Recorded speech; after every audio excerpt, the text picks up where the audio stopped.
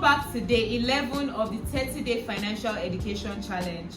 And today we are going to be talking about the mindset, the psychology behind money. This is one very crucial and important part of finance that is often understated. We don't talk about it as much. That's why you would see that someone on an average salary is able to grow wealth over time, while someone who earns really well still lives from paycheck to paycheck. Okay guys, so let's start here. The thing is, a lot of times, money decisions are not made from spreadsheets. They are made from emotions. Money touches everything, every single thing, our pride, our identity, and our comfort. That's why sometimes we spend to feel better after a bad day.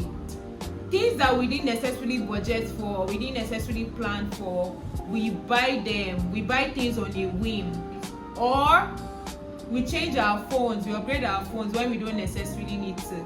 I'm also very much guilty of this. I'm not even exonerating myself. I'm very guilty of this as well.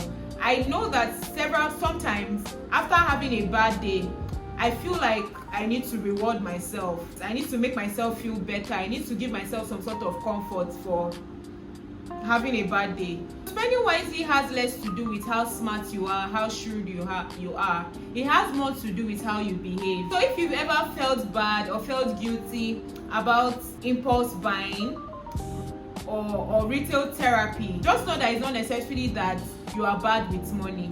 That's not always the case. A lot of times it's because of how we are built.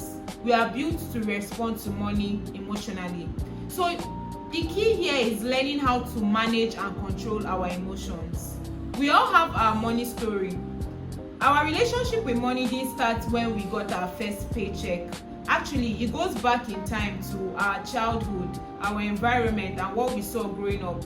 If we grew up in scarcity, grew up in poverty, right, it only makes sense that when we start making more money, we feel the need to oversave.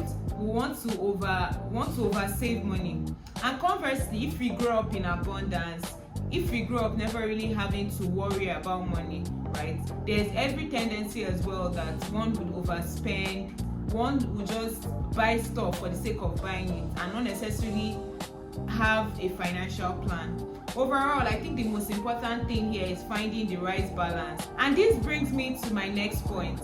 Comparison is a silent killer. Comparison is a silent wealth killer. In fact, it won't even allow you to arrive at the destination of wealth before it kills you. For many of us, when we see people flaunting success and wealth online, maybe flaunting the new things that they just got, the new cars, the new houses, the new phones, the new bags and whatnot, it actually triggers impulse spending. There is that internal pressure to want to perform as well, to show off, to flaunt, to be flamboyant, to show that, oh, I can also afford this. However, we have to take note of one key thing. A lot of times what we see people flaunting online is not the sum total of their lives, right? It's just a part, a very tiny part that has been carefully curated for the sake of posting it online. Whether to show off, whether to create a certain picture. This is very intentional. True wealth is quiet. It's built in silence.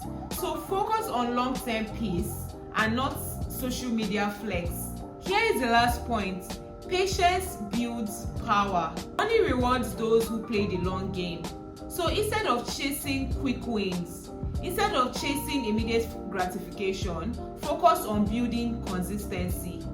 Focus on stretching your muscles of consistency.